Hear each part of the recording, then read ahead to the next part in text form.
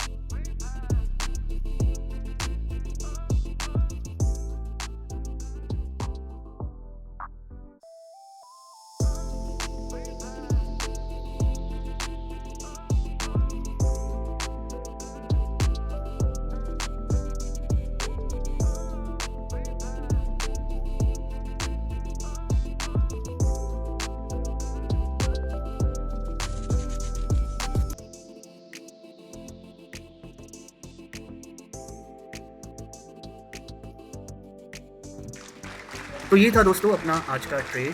5000 plus का अपना profit है। पुट साइड में मैंने एंट्री बनाई थी पिछले ट्रेंड को देखते हुए।